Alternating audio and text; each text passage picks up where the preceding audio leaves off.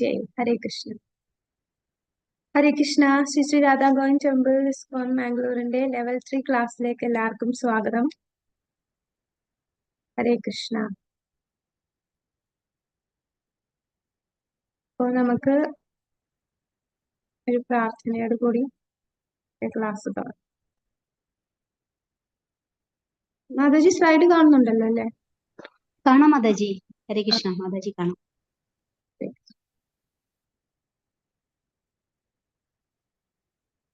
ഹരേ കൃഷ്ണ.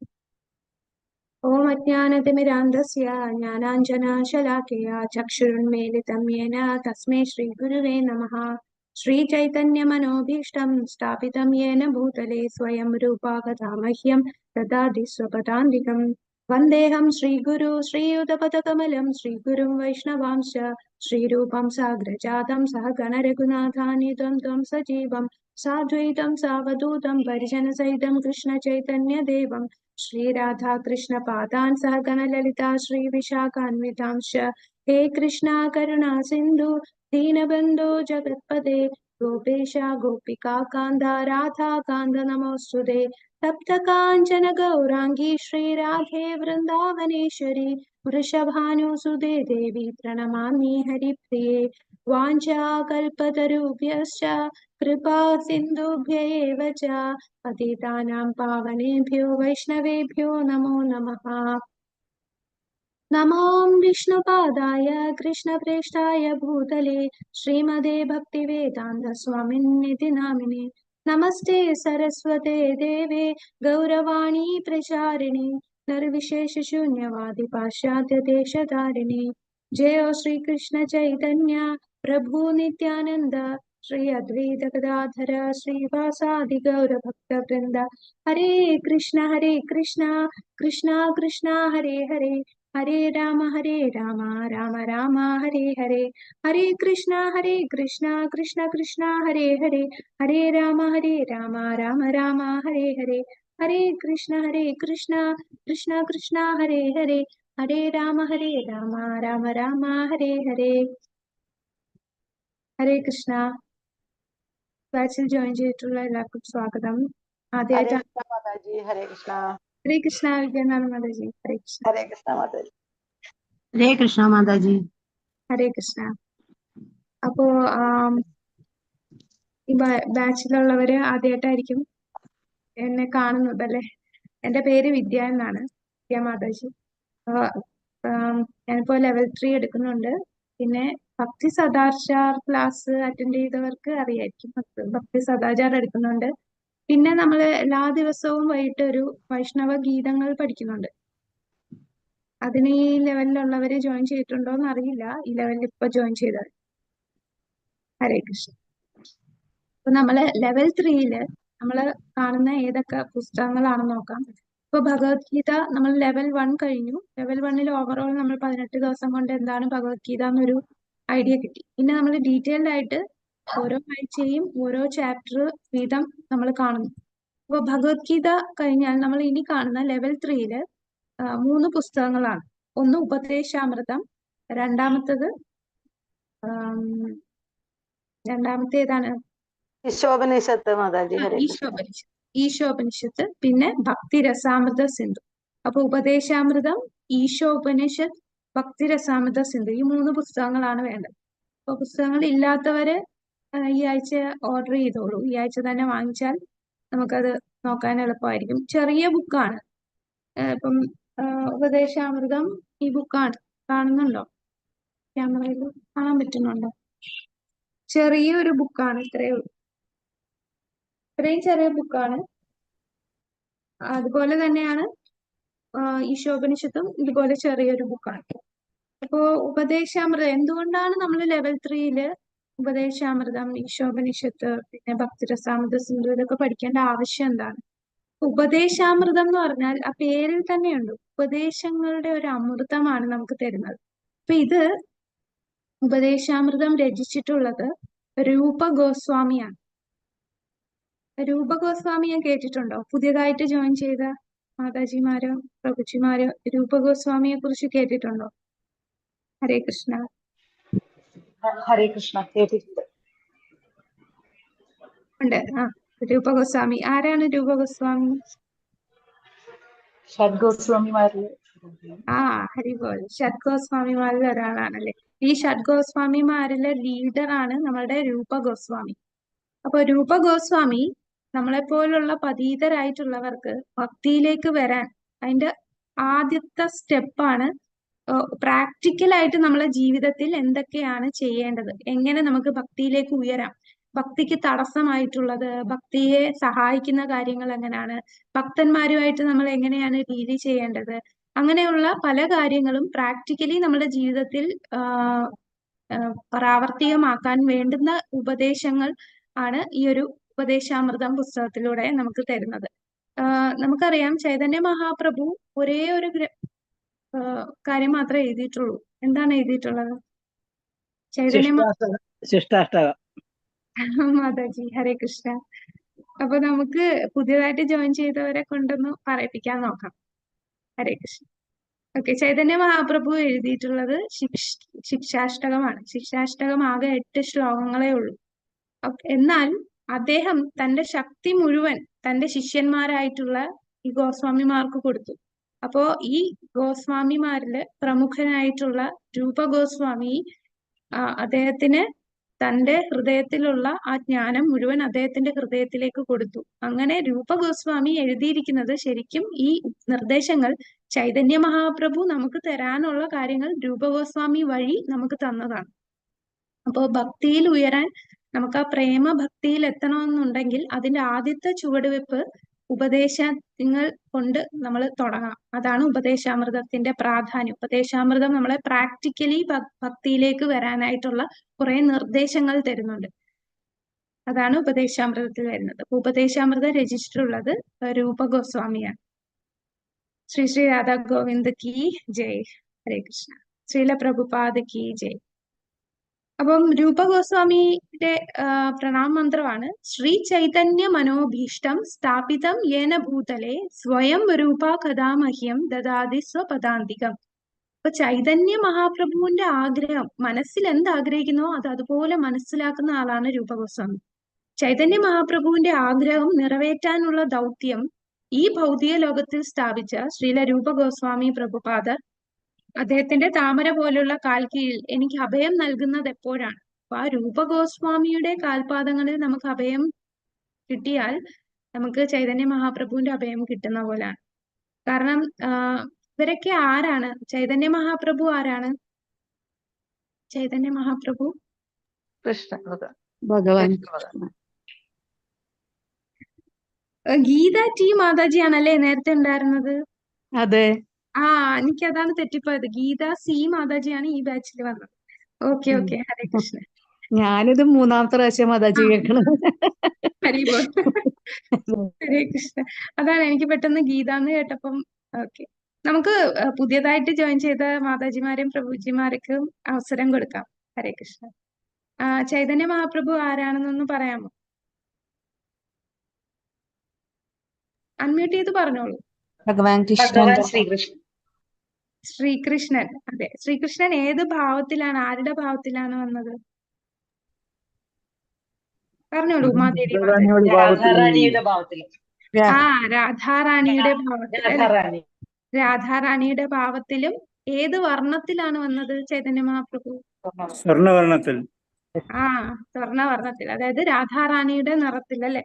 അപ്പൊ രാധാറാണിയുടെ ഭാവവും നിറവും സ്വീകരിച്ചുകൊണ്ട് ചൈതന്യ മഹാപ്രഭു നമ്മുടെ ഭൂമിയിൽ 500 വർഷങ്ങൾക്ക് മുമ്പ് അവതരിച്ചു. അപ്പൊ അദ്ദേഹത്തിന്റെ ആഗമന ഉദ്ദേശം എന്തായിരുന്നു?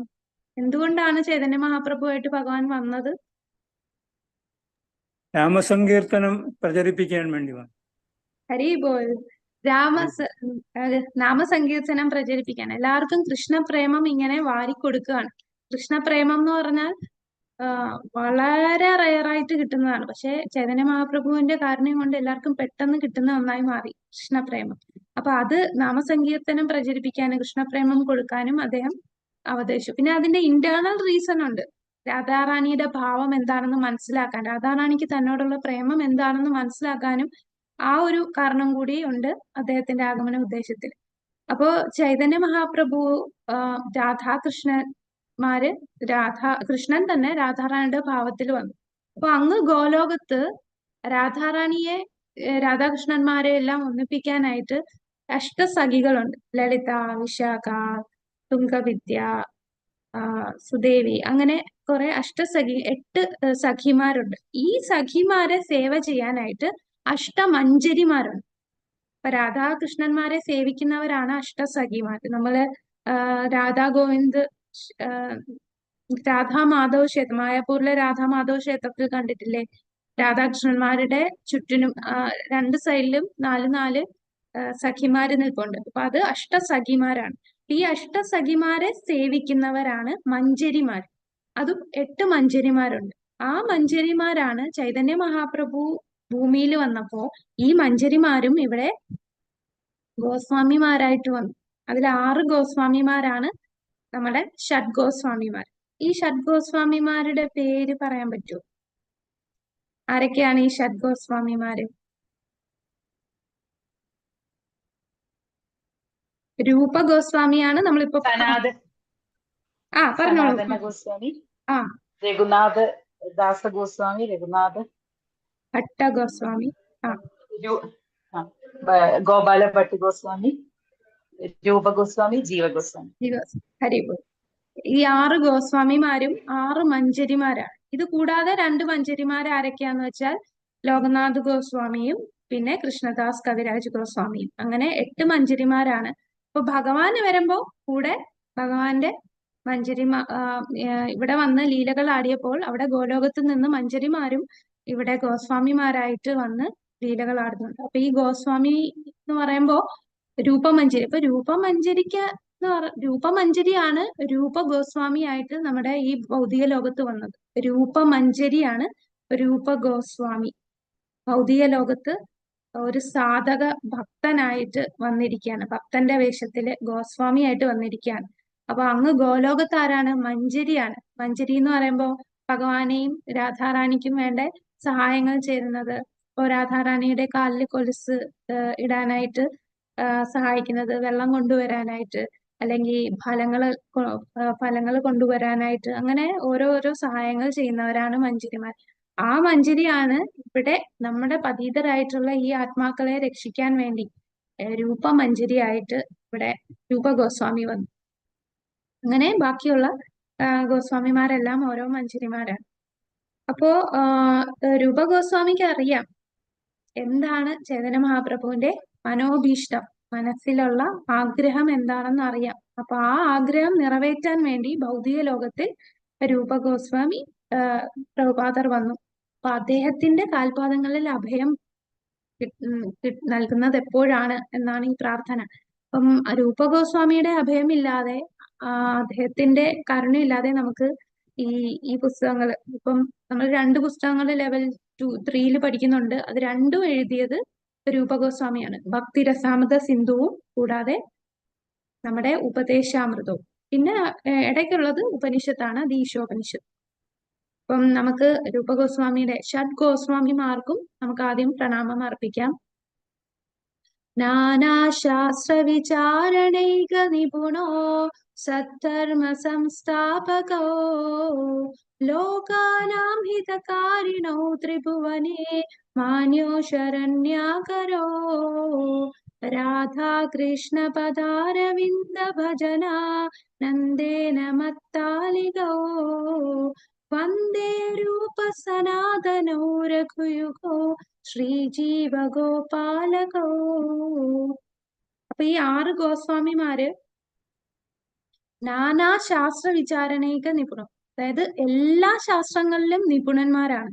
എല്ലാ ശാസ്ത്രം എന്ന് പറഞ്ഞാൽ നമ്മളുടെ എല്ലാ വേദ ഗ്രന്ഥങ്ങൾ കൂടാതെ മറ്റു മതത്തിലുള്ള ഖുറാൻ ആയാലും ബൈബിൾ ആയാലും ബുദ്ധിസ്റ്റുകളുടെ ബുക്കായാലും എല്ലാ ഗ്രന്ഥങ്ങളിലും സൂക്ഷ്മമായിട്ട് പഠിച്ച് അതിൽ നിന്ന് എല്ലാത്തിന്റെയും കൺക്ലൂഷൻ ആണ് നമുക്ക് തന്നിട്ടുള്ളത്. നമ്മൾ ഇനി വേറെ അന്വേഷിക്കേണ്ട ആവശ്യമില്ല. അതാണ് നമ്മളുടെ ഗുരുശിഷ്യ പരമ്പരയുടെ ഏറ്റവും മഹാത്മ്യം. നമ്മള് ഇതാണോ ശരി, ചിലർക്കൊക്കെ ഈ ഇസ്കോണിൽ വരുമ്പോൾ ഇവര് പറയുന്നതാണോ ശരി, ബാക്കിയുള്ള സംഘടനകൾ ഇങ്ങനെ അല്ലല്ലോ പറയുന്നത്. ഇവരെന്താണ് ഹരേ കൃഷ്ണ ബാക്കി നമ്മൾ ക്ഷേത്രത്തിലൊക്കെ ഹരേ രാമ എന്നാണല്ലോ കേൾക്കുന്നത്. അപ്പൊ നമുക്ക് ഒരുപാട് കൺഫ്യൂഷൻസ് വരും. മറ്റു മതത്തിലുള്ളവർ ഇങ്ങനെ അല്ലല്ലോ പറയുന്നത്. പക്ഷേ ഒരു സംശയവും വേണ്ട, ഒന്നും അന്വേഷിക്കണ്ട. കാരണം ഈ ഗോസ്വാമിമാരെന്ന് പറഞ്ഞാൽ ആരാണ്? മഞ്ചരിമാരാണ്, അങ്ങ് ഗോലോകത്തു നിന്ന് വന്ന മഞ്ചരിമാര്. അവര് ഇവിടെ വന്ന് എല്ലാ മതത്തിലെയും എല്ലാ ശാസ്ത്രങ്ങളും നാനാ ശാസ്ത്ര വിചാരണയ്ക്ക് നിപുണം, എല്ലാ ശാസ്ത്ര ഗ്രന്ഥങ്ങളെയും നൈപുണ്യം നേടി അതിൽ നിന്നെല്ലാം പഠിച്ച് അതിലെ സത്ത ഏറ്റവും ഉത്തമമായിട്ടുള്ള, ഏറ്റവും ഉയർന്ന, ഇതിലും ഉയർന്നതായിട്ട് വേറൊന്നും ഇല്ല. അത്രയും ടോപ്പ് മോസ്റ്റ് ഭക്തിയാണ് നമുക്ക് തന്നിട്ടുള്ളത്. കാരണം അവരേത് സമയവും അവരെന്താണ് ചെയ്യുന്ന, ഗോലോകത്ത് അവിടെ രാധാകൃഷ്ണന്മാരുടെ പാദങ്ങളിൽ സേവ ചെയ്യാൻ, രാധാകൃഷ്ണന്മാർക്ക് അപ്പുറമായിട്ടുള്ള ഒരു ആരാധന വേറൊന്നുമില്ല. അപ്പൊ അത്രയും ഉയർന്ന ഒരു ഭക്തി നമുക്ക് തരാനായിട്ട് ഈ പതീതരായിട്ടുള്ളവരെ ഉദ്ധരിപ്പിക്കാൻ വേണ്ടി മഞ്ചരിമാര് ഗോസ്വാമിമാരായിട്ട് ഇവിടെ വന്നു. നമുക്ക് ഈ ശാസ്ത്രങ്ങളൊക്കെ തന്നു. നമുക്ക് അതുകൊണ്ട് ഒരു കൺഫ്യൂഷനും ഇല്ലാതെ നമുക്ക് ഇതിൽ നിന്ന് മനസ്സിലാക്കാം. അപ്പൊ നമ്മള് ചിന്തിക്കണം, എത്ര ഭാഗ്യമുള്ളവരാണ് നമ്മള്. ആ രൂപ ഗോസ്വാമി, നമ്മളെല്ലാം രൂപാനുഗാസ് എന്നാണ് പറയുന്നത്. രൂപാനുഗാസ് എന്ന് പറഞ്ഞാൽ അറിയോ എന്താണ് രൂപാനുഗ എന്ന വാക്കിന്റെ? രൂപാനുഗാസ്, രൂപ ഗോസ്വാമിയുടെ പാത പിന്തുടരുന്നവരാണ് രൂപാനുഗാസ്. ഇപ്പൊ രൂപ ഗോസ്വാമിയുടെ പാത, അദ്ദേഹം എന്താണോ നമുക്ക് പറഞ്ഞു തന്നിട്ടുള്ളത് ആ നിർദ്ദേശങ്ങളെ നമ്മൾ പാലിക്കുന്നു. അപ്പൊ ആ രൂപാനുഗാസ് ആണ്. അപ്പൊ അങ്ങനെ രൂപാനുഗാസ് ആയി മാറുക എന്ന് പറഞ്ഞാൽ നമ്മൾ എത്രയോ ജന്മം ചെയ്തിട്ടുള്ള ആ ഒരു സുകൃതിയുടെ ഫലമാണ് നമ്മൾ ഇന്ന് ഇവിടെ ഈ ഒരു ക്ലാസ്സിൽ ഇരിക്കാൻ പറ്റുന്നതും ഈ ഗോസ്വാമിമാരെ കുറിച്ച് കേൾക്കുന്നതും ഗോസ്വാമിമാരുടെ ഗ്രന്ഥങ്ങൾ നമുക്ക് പഠിക്കാൻ സാധിക്കുന്നതും. ഹരേ കൃഷ്ണ. അപ്പൊ നമുക്ക് രൂപ ഗോസ്വാമിയെ കുറിച്ച് ഒരു ബ്രീഫായിട്ട് നമുക്ക് നോക്കാം. 1489 ബ്രാഹ്മണ സരസ്വതി കുടുംബത്തിലാണ് അദ്ദേഹം ജനിച്ചത്.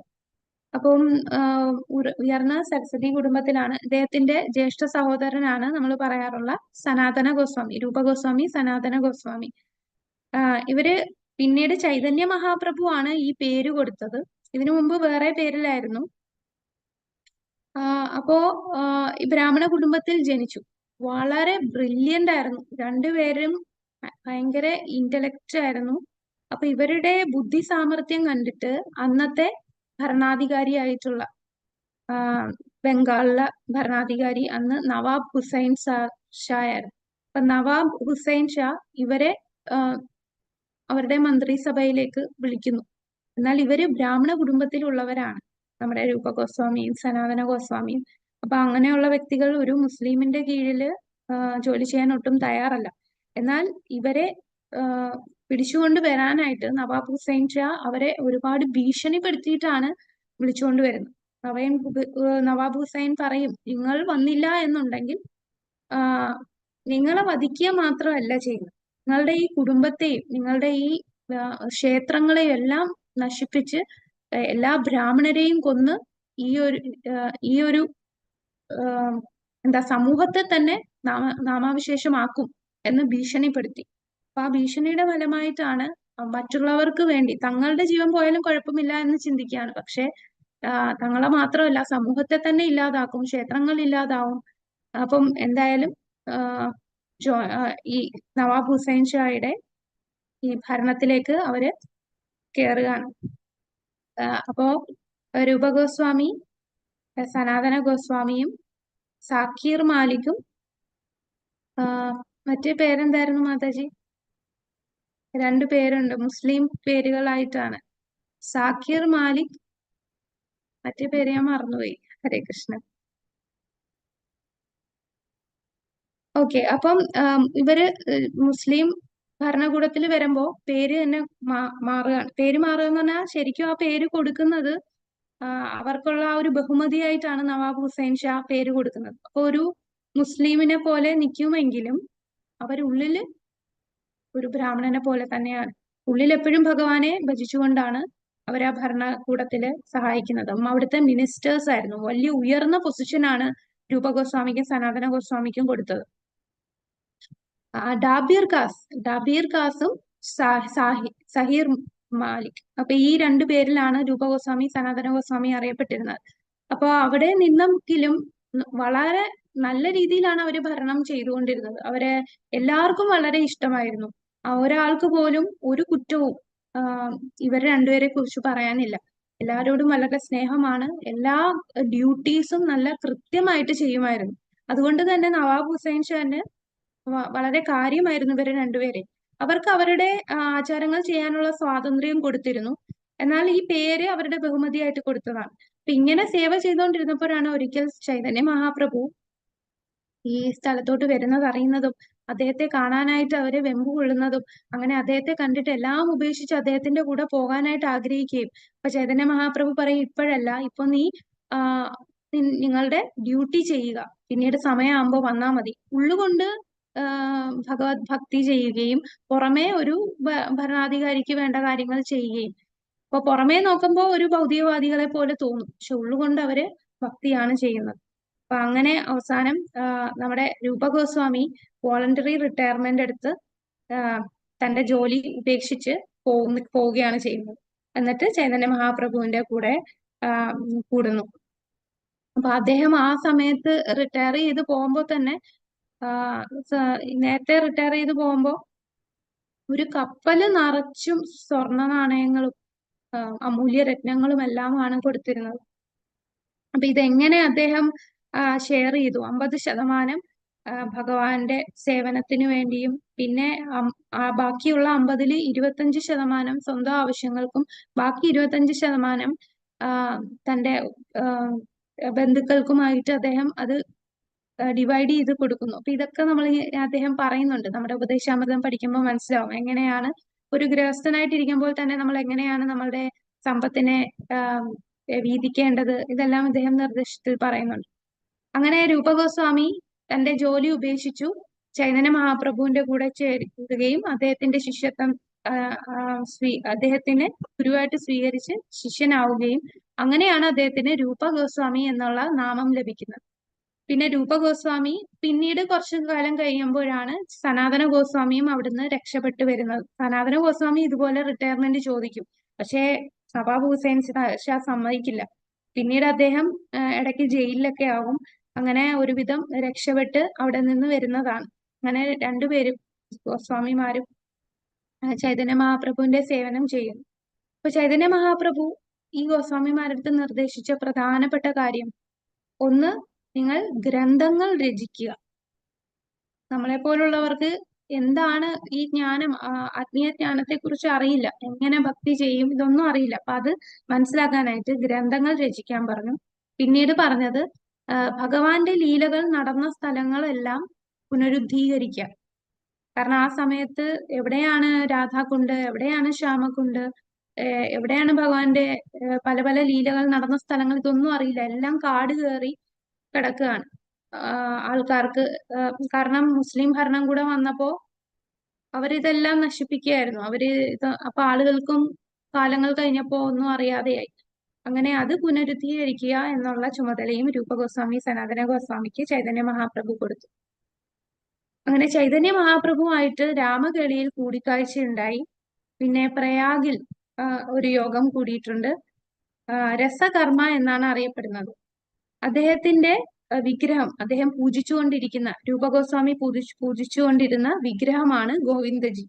അദ്ദേഹം രചിച്ച കൃതികളാണ് ഉപദേശാമൃതം, വിദഗ്ധ മാധവ, ലളിത മാധവ, ഭക്തി രസാമൃത സിന്ധു. അപ്പൊ നമ്മൾ ഈ ലെവൽ 3-ല് ഈ 2 പുസ്തകങ്ങളാണ് കാണുന്നത്, ഉപദേശാമൃതം, ഭക്തി രസാമൃത സിന്ധു. പിന്നെ ഈശോപനിഷത്തും കൂടെ കാണും. അപ്പൊ ഇവിടെ നമുക്ക് ആകെ ഈ ബുക്കില് ഉപദേശാമൃതത്തില് നമുക്ക് ആകെ 11 അധ്യായങ്ങൾ മാത്രമേ ഉള്ളൂ. വളരെ ചെറിയ ബുക്കാണ്. 1 തൊട്ട് 11 വരെയുള്ള ശ്ലോകങ്ങളാണുള്ളത്. ആദ്യത്തെ 1 തൊട്ട് 3 വരെയുള്ള ശ്ലോകങ്ങള് നമ്മളുടെ ഭക്തിയിൽ ഉയരാനുള്ള ഒരു തറക്കല്ലാണ് തരുന്നത്, ഫൗണ്ടേഷനാണ് നമുക്ക് ആദ്യത്തെ 3 ശ്ലോകങ്ങൾ തരുന്നത്. പിന്നെ സാധുസംഘ എങ്ങനെ ചെയ്യും എന്നുള്ളത് 4 തൊട്ട് 6 വരെയുള്ള ശ്ലോകങ്ങളും 7 തൊട്ട് 8 വരെയുള്ള ശ്ലോകങ്ങൾ നമ്മളുടെ നാവും മനസ്സും ഭഗവാന്റെ നാമം ജപിക്കാനും ഭഗവാനെ ഓർക്കാനും വേണ്ടി ഉപയോഗിക്കുക എന്നുള്ളതും 9 തൊട്ട് 11 വരെയുള്ള ശ്ലോകങ്ങൾ ഏറ്റവും വലിയ ഏറ്റവും ഭക്തന്മാരുടെ ശ്രേണി പറയുന്നുണ്ട്. ഏറ്റവും ഉയർന്ന സ്ഥലം എന്ന് പറഞ്ഞാൽ പൊക്കം കൂടിയ സ്ഥലം എന്നല്ല, ആത്മീയമായിട്ട് ഏറ്റവും ഉയർന്ന സ്ഥലം എന്ന് പറയുന്നത് അത് വൃന്ദാവനത്തിലാണ്. അപ്പൊ വൃന്ദാവനത്തിൽ എവിടെയാണെന്ന് ചോദിക്കുമ്പോൾ രാധാകുണ്ഡമാണ്. അപ്പോ നമ്മളുടെ തുടക്കം തൊട്ട് ആ താഴെ മുതൽ അങ്ങ് മുകളിൽ വരെയുള്ള കാര്യങ്ങൾ ഈ 11 ശ്ലോകത്തിലൂടെ, ഉപദേശാമൃതത്തിലെ ഈ 11 ശ്ലോകത്തിലൂടെ രൂപഗോസ്വാമി നമുക്ക് പറഞ്ഞു തരുന്നുണ്ട്. അപ്പൊ തുടക്കം എന്ന് പറയുമ്പോൾ നമ്മളുടെ ഇന്ദ്രിയങ്ങളെയും മനസ്സിനെയും നിയന്ത്രിക്കുക, എങ്ങനെ നമ്മൾ നിയന്ത്രിക്കണം, അതാണ് ആദ്യത്തെ ശ്ലോകങ്ങളിൽ പറഞ്ഞു തരുന്നത്. ഭക്തിക്ക് സഹായമാകുന്ന കാര്യങ്ങൾ എന്തൊക്കെയാണ്, ഭക്തിയെ നശിപ്പിക്കുന്ന കാര്യങ്ങൾ എന്തൊക്കെയാണ്, നമ്മൾ എന്തൊക്കെ ചെയ്യരുതാത്തത്, എന്തൊക്കെ ചെയ്യണം, ഈ കാര്യങ്ങളൊക്കെ താഴത്തെ ലെവൽ ABCD തൊട്ട് നമുക്ക് പറഞ്ഞു തരാണ്. അവിടെ തൊട്ട് പിന്നെ ഏറ്റവും പ്രേമ ഭക്തി വരെ നമുക്ക് ഈ ശ്ലോകത്തിലൂടെ പറയുന്നു. അപ്പൊ ഭക്തിക്ക് പല ഘട്ടങ്ങളുണ്ട്. അത് പുതിയതായിട്ട് ജോയിൻ ചെയ്ത ആർക്കെങ്കിലും അറിയോ? 9 ഘട്ടങ്ങളുണ്ട് ഭക്തിയില്. തുടക്കം ശ്രദ്ധയിലാണ് തുടങ്ങുന്നത്. പുരുഷോത്തമ പ്രഭു, ഹരേ കൃഷ്ണ. കീർത്തനം വിഷ്ണു സ്മരണം അതല്ല വന്ദനം ദാസ്യം സഖ്യമാണ് ആത്മനിവേദന. അത് ഭക്തിയുത സേവനത്തിന്റെ 9 പ്രക്രിയയാണ് ഇപ്പൊ പറഞ്ഞത്. അത് ഭക്തിയുത സേവനം. നമ്മൾ ഞാൻ ചോദിച്ചത് ഭക്തിയിൽ ഉയരാനായിട്ട് നമുക്ക് പല പല സ്റ്റെപ്സ് ഉണ്ട്. തുടക്കം. ഓക്കെ. അംബിക മാതാജി, ഹരേ കൃഷ്ണ. ഹരേ കൃഷ്ണ മാതാജി. ശ്രദ്ധ, സാധുസംഗ, ഭജനക്രിയ, അനർത്ഥ നിവൃത്തി,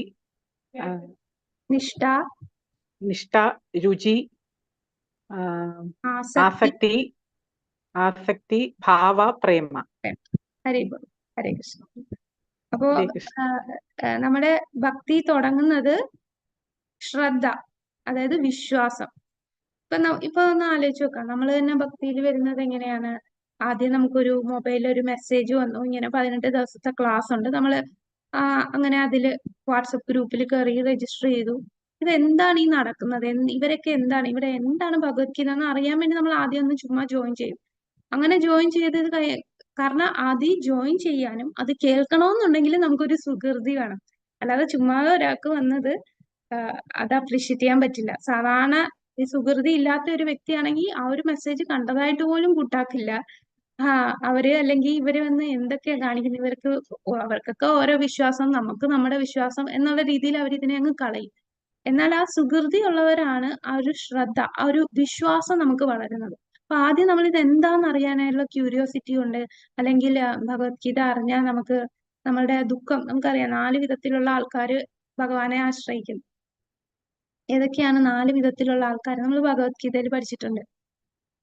ഭഗവാനെ ആശ്രയിക്കുന്ന 4 തരത്തിലുള്ള ആൾക്കാർ. ചതുർവിധാം ഭജന്തേ മാം ജനാ സുഹൃത്തിനാർജുന. അറിയോ? അർത്ഥ ജിജ്ഞാസു, അർത്ഥാർത്ഥി, ജ്ഞാനി. അതായത് പണം കാക്ഷിക്കുന്നവർ, ദുഃഖം ഉള്ളവർ, ജ്ഞാനിയായിട്ടുള്ളവർ, അർത്ഥാർത്ഥി, ജിജ്ഞാസു. എന്താണെന്ന് അറിയാനുള്ള ആഗ്രഹമുള്ള ജിജ്ഞാസു, ജ്ഞാനി. അങ്ങനെ ഈ 4 കൂട്ടർ വരും. അപ്പൊ നമ്മളൊക്കെ ഇതില് വന്നത് തന്നെ എന്താണ്, ഇതെന്താന്ന് അറിയാനും അല്ലെങ്കിൽ നമ്മളുടെ വിഷമങ്ങളൊക്കെ മാറാനായിട്ട് ഒരു സമാധാനം കിട്ടുന്നത് ഇതൊക്കെ കേൾക്കുമ്പോഴാണ് എന്നുള്ള തോന്നലുകൊണ്ടും അല്ലെങ്കിൽ എന്തെങ്കിലും കാംക്ഷിച്ചുകൊണ്ടും വിഷമങ്ങൾ മാറാനായിട്ട് അങ്ങനെയൊക്കെ വന്നാണ് നമ്മൾ ഈ ക്ലാസ് അറ്റൻഡ് ചെയ്യുന്നത്. അങ്ങനെ അറ്റൻഡ് ചെയ്ത് കേൾക്കുമ്പോഴാണ് നമുക്കൊരു വിശ്വാസം വരുന്നത്. ഈ പറയുന്നതിൽ കാര്യമുണ്ട്. നമ്മൾ ഭഗവത്ഗീതയിൽ ആദ്യം നമ്മൾ ആത്മാവാണെന്നും നമ്മൾ ഒരു ശരീരം വിട്ട് മറ്റൊരു ശരീരത്തിൽ പോകുന്നു എന്നുള്ള പല കാര്യങ്ങൾ കേൾക്കുന്നു. നമ്മളുടെ കർമ്മഫലം വെച്ച് നമ്മളിങ്ങനെ പല ജന്മങ്ങൾ എടുക്കുന്നു എന്നും പിന്നെ നമ്മൾ കുറച്ചുകൂടെ ഉയർന്നതിൽ ഭക്തി ചെയ്യണമെന്നും ഏറ്റവും പരമമായിട്ടുള്ള ലക്ഷ്യം നമ്മൾ ഭക്തിയുടെ സേവനമാണെന്നും അങ്ങനെ പല കാര്യങ്ങൾ നമ്മൾ പഠിച്ചു വന്നു. അപ്പൊ നമുക്ക് പയ്യെ അതിൽ വിശ്വാസം വന്നു. ആ വിശ്വാസം ഉറച്ചുകൊണ്ടാണ് നമ്മൾ ലെവൽ 1 ഫുൾ കംപ്ലീറ്റ് ചെയ്തിട്ട് നമ്മൾ ലെവൽ 2 വന്നത്. അപ്പൊ ഇത് കഴിയുമ്പോൾ ശ്രദ്ധ കഴിഞ്ഞ് പിന്നെ നമ്മൾ പയ്യെ സാധുസംഗം. സാധുസംഘം എന്ന് പറഞ്ഞാൽ നമ്മൾ ഭക്തന്മാരുമായിട്ട് സംഘം ചേരുന്നു. ഇപ്പൊ നമ്മളെല്ലാരും ഭക്ത സംഘമാണ് ഇപ്പൊ ചെയ്തുകൊണ്ടിരിക്കുന്നത്. നമ്മൾ കുറെ ഭക്തന്മാരെല്ലാം കൂട്ടമായിട്ടിരുന്ന് ഭഗവാനെ കുറിച്ച് കേട്ടുകൊണ്ടിരിക്കുകയാണ്. അപ്പൊ അതൊരു സാധുസംഘയായി. അപ്പൊ ശ്രദ്ധ, സാധുസംഘ, പിന്നെ നമ്മള് ഇതുപോലെ ഭഗവത്ഗീത ക്ലാസ്സിൽ നമുക്ക് പറഞ്ഞു തരും നാമം ജപിക്കാനും. അങ്ങനെ നമ്മള് ഓരോ മാല, ആദ്യം ഒരു മാല ജപിച്ചു, പിന്നെ നമ്മൾ അത് കൂട്ടി കൂട്ടി 4 മാലയാക്കി, പിന്നെ 8 ആക്കി, അങ്ങനെ അങ്ങനെ നമ്മൾ 16 മാല എല്ലാ ദിവസവും മുടങ്ങാതെ ജപിക്കാൻ തുടങ്ങി. അപ്പൊ അത് വചനക്രിയയായി. പിന്നീട് നമ്മളുടെ അനർത്ഥ നിവൃത്തി എന്ന് പറയുമ്പോ നമ്മളുടെ ഉള്ളിൽ കുറെ കാമക്രോധ ലോഭ മോഹങ്ങളുണ്ട്. നമുക്ക് 16 മാലയൊക്കെ വരാനായിട്ട് കുറെ നാളെടുക്കും. ആദ്യം ഒരു ദിവസം ചെയ്യും, പിറ്റേന്ന് ചെയ്യത്തില്ല. ചില ദിവസം 8 മാല, ചിലപ്പോ ഒരു 16 എങ്ങനെയും എത്തിക്കും. ഒരു നിഷ്ഠയില്ലാതെ നമ്മൾ നാമം ജപിക്കാൻ തുടങ്ങും. പിന്നെ നമ്മൾ രാവിലെ മംഗളാരതി എല്ലാ ദിവസവും ഒന്നും അറ്റൻഡ് ചെയ്യില്ല. രാവിലെ എണീക്കാനുള്ള മടി, അങ്ങനെയൊക്കെ കുറെ അനർത്ഥങ്ങളുണ്ട് നമ്മളുടെ ഭക്തിയിൽ ഉയരുന്നതിൽ. പയ്യെ പയ്യെ നമ്മൾ നാമം ജപിച്ച് ആ അനർത്ഥങ്ങളെല്ലാം കഴിയും. അതാണ് അനർത്ഥ നിവൃത്തി. പിന്നെ നിഷ്ഠയോടുകൂടി ഒരു മുടക്കവും ഇല്ലാതെ നമ്മൾ ഭക്തിയുത സേവനം എല്ലാം ചെയ്യാൻ തുടങ്ങി. പിന്നെ നമുക്കിതില് ഒരു രുചി അനുഭവപ്പെടാൻ തുടങ്ങും. ആദ്യമൊക്കെ നമ്മൾ ഇത് ചെയ്യണമല്ലോ, രാവിലെ എണീക്കണമല്ലോ എന്ന് പറഞ്ഞ് നമ്മൾ കടിച്ചു പിടിച്ച് എന്താ സഹിച്ചുകൊണ്ടാണ് ചെയ്യുന്നത്. ഇഷ്ടത്തോടെ ചെയ്യണതല്ല. പിന്നീട് നമുക്കൊരു ഇതിലൊരു രുചി വരാൻ തുടങ്ങും. കാര്യം ഇഷ്ടത്തോടു കൂടി എന്ത് സാഹചര്യം വന്നാലും നമ്മൾ എണീറ്റ് എല്ലാ കാര്യങ്ങളും ചെയ്യാൻ തുടങ്ങും. പിന്നെ അതിലൊരു ആസക്തിയാവും.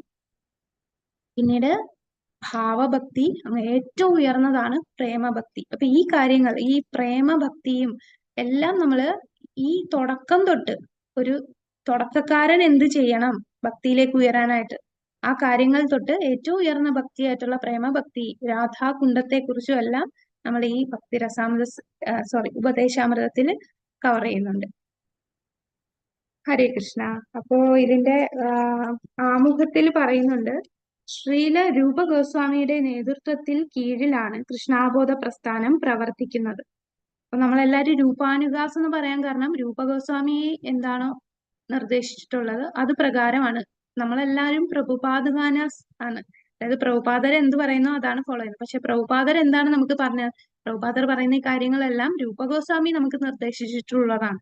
അപ്പൊ രൂപ ഗോസ്വാമിയുടെ നേതൃത്വത്തിന് കീഴിലാണ് കൃഷ്ണാബോധ പ്രസ്ഥാനം പ്രവർത്തിക്കുന്നത്.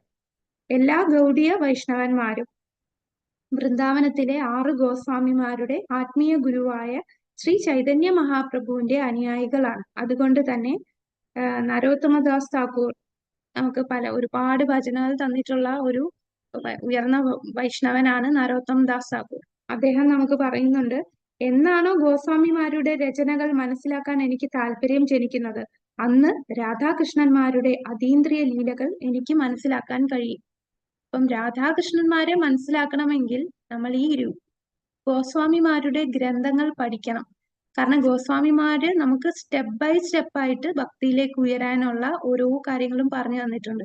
അപ്പൊ ഈ ഗ്രന്ഥങ്ങൾ പഠിക്കാനുള്ള ഒരു താല്പര്യം ജനിച്ചാൽ മാത്രമേ നമുക്ക് രാധാകൃഷ്ണന്മാരെ മനസ്സിലാക്കാൻ സാധിക്കുകയുള്ളൂ.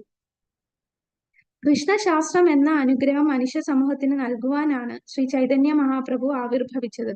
ഭഗവാൻ കൃഷ്ണന്റെ അതീന്ദ്രിയ പ്രവർത്തനങ്ങളിൽ വെച്ച് സർവോത്തമമായത് ഗോപിമാരോടൊത്തുള്ള ലീലകളാണ്.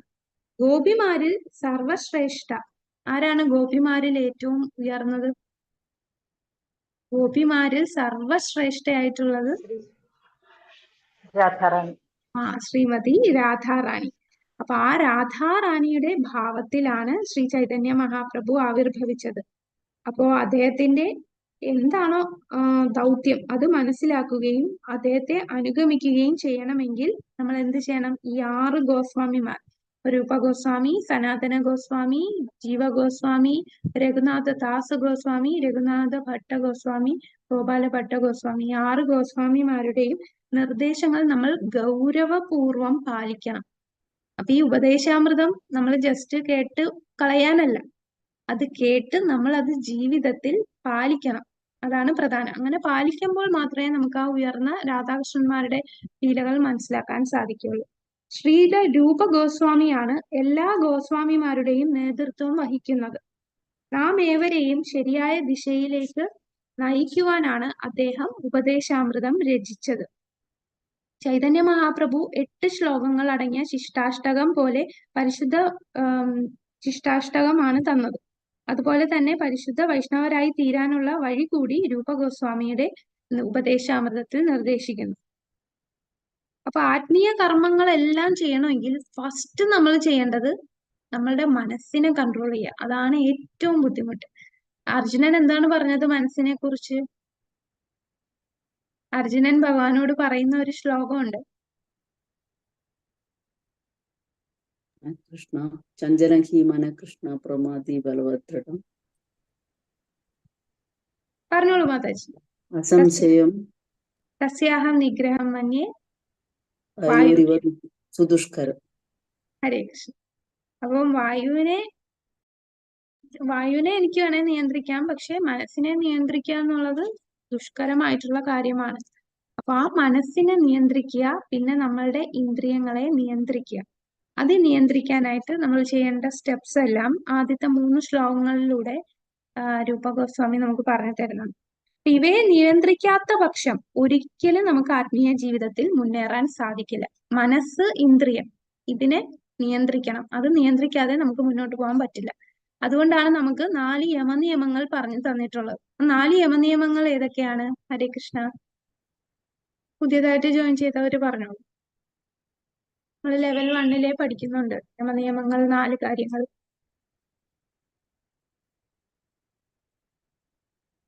ഹരേ കൃഷ്ണ. ഒഴിവാക്കേണ്ട സുരേഷ് പ്രഭുജി പറഞ്ഞോളൂ. മാതാജി, മത്സ്യമാംസം ഉപേക്ഷിക്കുക,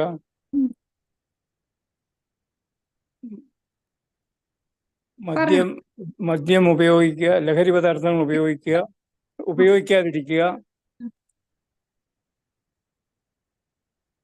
ഗാംബ്ലിംഗ് ചെയ്യാതിരിക്കുക, ഇല്ലിസിറ്റ് സെക്സ് ചെയ്യാതിരിക്കുക. ഹരേ കൃഷ്ണ. അപ്പം ഈ 4 യമനിയമങ്ങളെല്ലാം നമ്മുടെ ഇന്ദ്രിയങ്ങളെ നിയന്ത്രിക്കാനുള്ളതാണ്. ഇന്ദ്രിയങ്ങളെയും മനസ്സിനെയും. അതാണ് ബേസ്. ആ 4 കാര്യങ്ങൾ ഷുവറായിട്ട് ചെയ്യണം. അത് ചെയ്യാതെ നമ്മൾ വേറെ എന്ത് ചെയ്തിട്ടും കാര്യമില്ല. ആ 4 കാര്യങ്ങൾ നമ്മൾ സ്ട്രിക്റ്റ് ആയിട്ട് നിന്നാൽ നമുക്ക് സ്വന്തമായിട്ട് നമുക്ക് ഇമ്പ്രൂവ് ചെയ്യാൻ പറ്റും. നമുക്ക് നാമമൊക്കെ കറക്റ്റായിട്ട് ജപിക്കാൻ പറ്റും. നാമം ജപിക്കുമ്പോൾ തന്നെ നമ്മൾ ഇതെല്ലാം സ്വാഭാവികമായിട്ട് പോകും. അതാണ് നാമജപത്തിന്റെ ശക്തി. നമ്മൾ അപരാധത്തോടു കൂടി ജപിക്കുമ്പോൾ പോലും അതിന്റെ ആ ശക്തി പ്രവർത്തിക്കുന്നത് നമുക്ക് മനസ്സിലാവും. നമ്മുടെ ഉള്ളിൽ തന്നെ പയ്യെ പയ്യെ നാമജപം കൊണ്ട് ശുദ്ധീകരിക്കും. അപ്പോ ഈ മനസ്സിനെയും ഇന്ദ്രിയത്തിനെയും നിയന്ത്രിക്കാതെ ഒരിക്കലും ആത്മീയ ജീവിതത്തിൽ നമുക്ക് മുന്നേറാൻ സാധ്യമല്ല. ഈ ഭൗതിക ലോകത്തിലുള്ള എല്ലാവരും തന്നെ 2 ഗുണങ്ങളിൽ ബന്ധിക്കപ്പെട്ടിരിക്കുകയാണ്. ഏതൊക്കെയാണ്? നമ്മളെല്ലാം ബന്ധിക്കപ്പെട്ടിരിക്കുന്ന ഏത് ഗുണത്തിലാണ്? രജോ ഗുണം, തമോ ഗുണം. രജോ ഗുണം, തമോ ഗുണം അല്ലെ? അപ്പോ രൂപ ഗോസ്വാമിയുടെ നിർദ്ദേശങ്ങൾ പാലിച്ച് ഒരാൾ സത്വഗുണത്തിലേക്ക് ഉയരണം. നമുക്ക് രജോ തമോ ഗുണത്തിലിരുന്ന ഭക്തിയിൽ ഇമ്പ്രൂവ് ചെയ്യാൻ പറ്റില്ല, ഭക്തിയിൽ വരാൻ സാധിക്കില്ല. നമ്മള് ഈ നിർദ്ദേശപ്രകാരം സത്വഗുണത്തിലേക്ക് ഉയരണം. അങ്ങനെയാണെങ്കിൽ മുന്നേറുവാനുള്ള മാർഗം ക്രമേണ വെളിവാകും. അനുയായിയുടെ നിലപാടനുസരിച്ചാണ് കൃഷ്ണാവബോധത്തിൽ പുരോഗമനം ഉണ്ടാകുന്നത്. അപ്പൊ നമ്മുടെ ആറ്റിറ്റ്യൂഡ് എന്താണ്? നമ്മളുടെ നിലപാട് അല്ലെങ്കിൽ നമ്മളുടെ മനോഭാവം എന്ന് പറയുമ്പോൾ, ഉദാഹരണത്തിന് നമ്മൾ ഒരിടത്ത് ജോലി ചെയ്യുന്നു. അപ്പൊ ജോലി ചെയ്യുമ്പോൾ നമ്മൾ ഏത് ആറ്റിറ്റ്യൂഡിലാണ് ജോലി ചെയ്യുന്നത്? ഗവൺമെന്റ് ജോലി ആണെങ്കിൽ രാവിലെ പോവുക, അവിടെ ഇരുന്ന് ഉറങ്ങുക, അല്ലെങ്കിൽ പെട്ടെന്ന് ഇറങ്ങുക, ഒപ്പിടുക, വരിക, പഞ്ച് ചെയ്യുക, പോവുക, അങ്ങനെയുള്ള മനോഭാവമാണോ? എന്നാൽ നമുക്ക് തന്നിട്ടുള്ള നിർദ്ദേശങ്ങൾ, നമുക്ക് തന്നിട്ടുള്ള ഡ്യൂട്ടി കൃത്യമായിട്ട് ചെയ്തിട്ട് പോകുന്നതാണ്. അത് നമ്മളെ ഡിപ്പെൻഡ് ചെയ്യും. നമ്മൾ എന്ത് ആറ്റിറ്റ്യൂഡിലാണ് ഓരോ കാര്യങ്ങൾ എടുക്കുക. ഇപ്പൊ ഈ ഉപദേശാമൃതം ക്ലാസ് തന്നെ നമുക്ക് പല ആറ്റിറ്റ്യൂഡിൽ എടുക്കാം. ഇതെന്താണ് ഇതിനകത്ത് പറയുന്നത്, എന്താണ് ഉപദേശാമൃതം, ജസ്റ്റ് കേട്ടു പോവാം. എന്നാൽ ചിലരത് സീരിയസ് ആയിട്ട് എടുത്ത് ആ പറഞ്ഞ കാര്യങ്ങൾ ജീവിതത്തിൽ പാലിക്കാൻ തുടങ്ങും. അപ്പൊ നമ്മളുടെ ആറ്റിറ്റ്യൂഡ് എങ്ങനെയാണ്, നമ്മൾ ഏത് മനോഭാവത്തിലാണ് അല്ലെങ്കിൽ ഏത് നിലപാടിലാണ് ഇതിനെ സ്വീകരിക്കുന്നത്, അതനുസരിച്ചാണ് നമ്മളുടെ പുരോഗമനം. നമ്മൾ ജസ്റ്റ് കേട്ടു പോവുകയാണെന്നുണ്ടെങ്കിൽ നമുക്ക് പുരോഗമിക്കാൻ സാധിക്കില്ല. നമ്മളത് നല്ല രീതിയിൽ, നല്ല മനോഭാവത്തോടു കൂടി, പ്രാക്ടിക്കലി എനിക്കത് ദൃഢനിശ്ചയത്തോടു കൂടി എനിക്ക് ഈ കാര്യങ്ങളെല്ലാം ചെയ്യണം, എനിക്ക് ഭക്തിയിൽ ഉയരണം, ഇങ്ങനെ നിൽക്കുകയല്ല. നമുക്ക് കിട്ടിയ ഒരു വലിയൊരു നിധിയാണിത്. ആ നിധിനെ കൈവിട്ട് കളയരുത്. ആ നിധിയെ നമ്മൾ നന്നായിട്ട് പോളിഷ് ചെയ്ത് നമ്മളുടെ നിത്യസ്വരൂപം എന്താണെന്ന് മനസ്സിലാക്കണം. അപ്പൊ അതിനുവേണ്ടി ഉള്ള ഫസ്റ്റ് സ്റ്റെപ്പാണ് ഇന്ദ്രിയങ്ങളെയും മനസ്സിനെയും നിയന്ത്രിക്കുക എന്നുള്ളത്. അപ്പൊ അത് നമ്മളുടെ മനോഭാവം അനുസരിച്ചാണ് കൃഷ്ണാവബോധത്തിന്റെ പുരോഗമനം. കൃഷ്ണാവബോധ അനുയായി ഒരു പരിപൂർണ ഗോസ്വാമിയായി തീരണം. ഗോസ്വാമിയുടെ അർത്ഥം എന്താണെന്നറിയോ ആർക്കേലും? പുതിയതായിട്ട് ജോയിൻ ചെയ്ത മാതാജിമാരാ, പ്രഭുജി. ഹരേ കൃഷ്ണ. ഇന്ദ്രിയങ്ങളെ നിയന്ത്രിച്ചു. ഇന്ദ്രിയങ്ങളുടെ സ്വാമിമാർ. സ്വാമി അല്ലെങ്കിൽ മാസ്റ്റേഴ്സ്, ഇന്ദ്രിയങ്ങളുടെ നിയന്ത്രിക്കുക. അപ്പോ ഗോ എന്നാൽ ഇന്ദ്രിയം എന്നാണ് അർത്ഥം. ഗോ എന്നാൽ ഇന്ദ്രിയം, സ്വാമി എന്ന് പറഞ്ഞാൽ യജമാനൻ, ഇന്ദ്രിയങ്ങളുടെ യജമാനൻ. സ്വന്തം മനസ്സിനെയും ഇന്ദ്രിയങ്ങളെയും നിയന്ത്രിക്കാത്ത പക്ഷം ഒരാൾക്ക് ഗോസ്വാമിയാകാൻ കഴിയില്ല. ഒരു ഗോസ്വാമിയും പരിശുദ്ധ ഭഗവത് ഭക്തനായി തീർന്ന് ജീവിതത്തിൽ വിജയം കൈവരിക്കണമെങ്കിൽ ശ്രീല രൂപ ഗോസ്വാമി നൽകിയ ഉപദേശാമൃതത്തിലെ നിർദ്ദേശങ്ങൾ നമ്മൾ പാലിക്കണം. ഭക്തിരസാമൃത സിന്ധു, വിദഗ്ധ മാധവം, ലളിതമാധവം തുടങ്ങിയ അനേകം പുസ്തകങ്ങൾ അദ്ദേഹം രചിച്ചിട്ടുണ്ടെങ്കിലും ഒരു തുടക്കക്കാരനായ ഭക്തന് ആവശ്യമായ നിർദ്ദേശങ്ങൾ ഉപദേശാമൃതത്തിലാണ് ഉള്ളത്. ഈ നിർദ്ദേശങ്ങൾ നാം കണിശമായി പാലിക്കണം. അങ്ങനെയാകിൽ നമ്മുടെ ജീവിതം എളുപ്പത്തിൽ വിജയപൂർണമായി തീരും. ഹരേ കൃഷ്ണ. ഇതാണ് ഇതിന്റെ ആമുഖത്തിലുള്ളത്. ഇനി അടുത്ത ക്ലാസ് തൊട്ട് നമുക്ക് ആദ്യത്തെ ശ്ലോകം തൊട്ട് തുടങ്ങാം.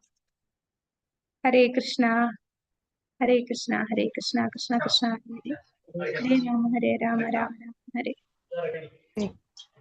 ഹരേ കൃഷ്ണ മാതാജി.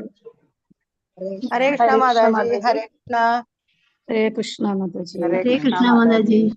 ഹരേ കൃഷ്ണ മാതാജി ഒരു കാര്യം ചോദിക്കട്ടെ? ഹരേ കൃഷ്ണ. ചോദിച്ചു. മാതാജി, ബുക്സ് നമ്മൾക്ക് ഇസ്കോൺ മാംഗ്ലൂരിൽ നിന്ന് കിട്ടുമോ? അതിന്റെ ലിങ്ക് എങ്ങനെയാണ്? ശ്രീജ മാതാജി, മാംഗ്ലൂരിൽ മലയാളം ഉണ്ടോ മാതാജി? ശ്രീജ മാതാജി, ഹരേ കൃഷ്ണ. മാംഗ്ലൂരിൽ ഉണ്ടോന്ന് എനിക്ക് അറിയില്ല മാതാജി, ഞാൻ ചോദിച്ചു നോക്കട്ടെ. ഉണ്ടെങ്കിൽ ഞാൻ അതിന്റെ ലിങ്ക് ഗ്രൂപ്പിൽ അയക്കാം. ബുക്ക് വാങ്ങിക്കാനുള്ള. അല്ലെങ്കിൽ എവിടുന്നാണ് വരുന്നത്? മാതാജിയുടെ വീട് എവിടെയാണ്? ഞാൻ കോഴിക്കോടാണ്. കോഴിക്കോട്. തിരുവനന്തപുരത്ത് കിട്ടും. ട്രിവാൻഡ്രത്തുണ്ട് മാതാജി. പിന്നെ തൃശ്ശൂരുണ്ട് മാതാജി. ഉപദേശാമൃതം ഉണ്ട്. തൃശ്ശൂരുണ്ട്, ഗുരുവായൂരുണ്ട്. കോഴിക്കോട്. ഹരേ കൃഷ്ണ. Thank you. ഇവിടെ മാംഗ്ലൂർ ഉണ്ടെങ്കിൽ അതിന്റെ ലിങ്ക് മാതാജിക്ക് അയച്ചുതരാം. ഇപ്പൊ മലയാളം അവൈലബിൾ ആണോ എന്ന് ഉറപ്പില്ല, അതുകൊണ്ടാണ്. നേരത്തെ ഉണ്ടായിരുന്നു മലയാളം. ശ്രീജ മാതാജി, മാംഗ്ലൂർ ഇപ്പൊ മലയാളം ഉണ്ടോ എന്ന് അറിയോ മാതാജി? ഹരേ കൃഷ്ണ. ഓക്കെ, അത് ലിങ്ക് അയച്ചുതരാം മാതാജി ഗ്രൂപ്പില്. അഥവാ ഇല്ലാന്നുണ്ടെങ്കിൽ മാതാജിക്ക് ട്രിവാൻഡ്രത്തുനിന്നോ തൃശ്ശൂരിന്നോ അല്ലെങ്കിൽ ഗുരുവായൂരിന്നോ ഓർഡർ ചെയ്യാവുന്നതാണ്. ഹരേ ഹരേ കൃഷ്ണ പ്രഭുജി. ഈ മാതാജി ഉപദേശാമൃതത്തിന്റെ ശ്ലോകങ്ങളുടെ ഡിഫൈൻ ചെയ്ത് ഓരോ ശ്ലോകം ഏതൊക്കെയാണെന്ന് പറഞ്ഞു ഒന്നുകൂടെ പറയാമോ? 1 തൊട്ട് 11 വരെയുള്ള ശ്ലോകങ്ങൾ. 1 തൊട്ട് 3 വരെയുള്ള ശ്ലോകങ്ങള് നമ്മളെ ഭക്തിയിലേക്ക് ഉയരാനായിട്ടുള്ള ഒരു തറക്കല്ല് പോലെയാണ്.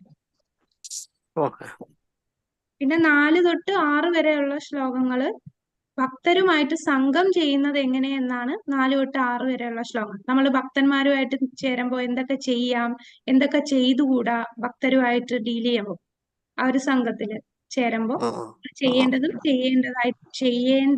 ചെയ്യേണ്ടാത്തതും ചെയ്യേണ്ടതുമായിട്ടുള്ള കാര്യങ്ങളാണ് 4 തൊട്ട് 6 വരെയുള്ള ശ്ലോകങ്ങൾ. പിന്നെ 7 തൊട്ട് 8 വരെയുള്ള ശ്ലോകങ്ങള് നമ്മളുടെ മനസ്സിലും നമ്മളുടെ നാവിലും എപ്പോഴും ഭഗവാന്റെ നാമം വരണം, മനസ്സിൽ എപ്പോഴും ഭഗവാനെ കുറിച്ച് ഓർക്കണം. അതിനെങ്ങനെയാണ് നമ്മൾ ചെയ്യേണ്ടത്, എന്തൊക്കെയാണ് എന്നുള്ളത്. 9 തൊട്ട് 11 വരെ ഉള്ളത് ഭക്തിയുടെ ഭക്തന്മാര് തന്നെ പല ലെവല് ഭക്തരുണ്ട്. ചിലര് താഴ്ന്ന ലെവലിലായിരിക്കും, ചിലർ വലിയ ഉയർന്ന ഭക്തരായിരിക്കും. അപ്പൊ പല സ്റ്റെപ്പ് ഭക്തരുടെ ശ്രേണി. അതുപോലെ ധാമത്തിന്റെ ശ്രേണി. ധാമം എന്ന് പറയുമ്പോൾ വൈകുണ്ഠം ഉണ്ട്, മധുരയുണ്ട്, വൃന്ദാവനം ഉണ്ട്. വൃന്ദാവനത്തിൽ തന്നെ പല സ്ഥലങ്ങളുണ്ടല്ലേ. ഗോവർദ്ധനം ഉണ്ട്, പിന്നെ രാധാകുണ്ഡം ഉണ്ട്, ശ്യാമകുണ്ഡം ഉണ്ട്. അപ്പൊ അതിൽ ഏറ്റവും ഉയർന്ന സ്ഥലം ഏതാണ് എന്നുള്ള ശ്രേണിയാണ് പറയുന്നത്. നമുക്ക് ഒരു ശ്ലോകം എടുക്കുമ്പോൾ ക്ലിയർ ആവും പ്രഭുജി. നമ്മൾ ഓക്കെ ഓക്കെ ഓരോ ശ്ലോകം വെച്ച് ഡീറ്റെയിൽഡ് ആയിട്ട് പോകുന്നുണ്ട്. ഓക്കെ. ഹരേ കൃഷ്ണ. ഹരേ കൃഷ്ണ.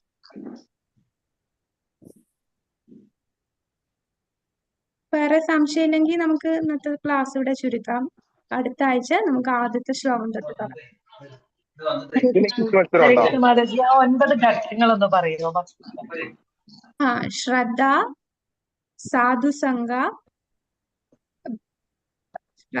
സാധുസംഗ, ഭജനക്രിയ,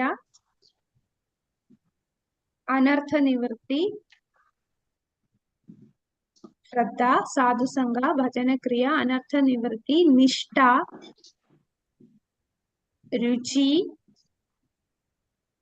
ആസക്തി, ഭാവ, പ്രേമ.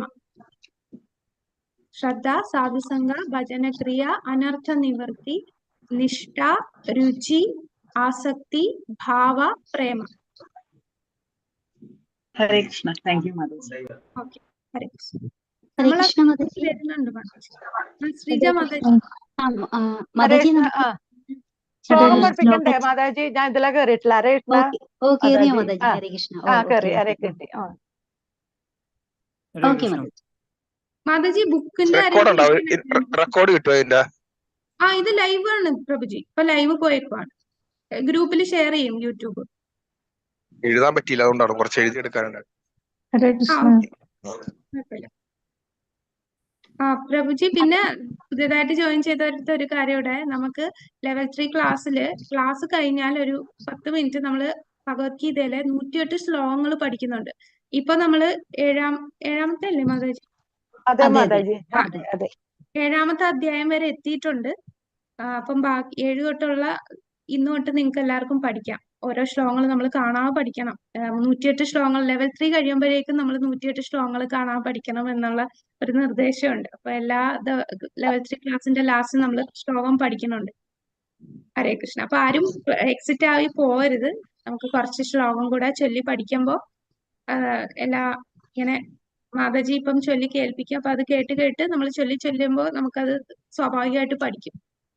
ഹരേ കൃഷ്ണ. മാതാജിനെ ഹോസ്റ്റ് ആക്കട്ടെ Mataji? Okay Mataji. Thank you Mataji. Hare Krishna.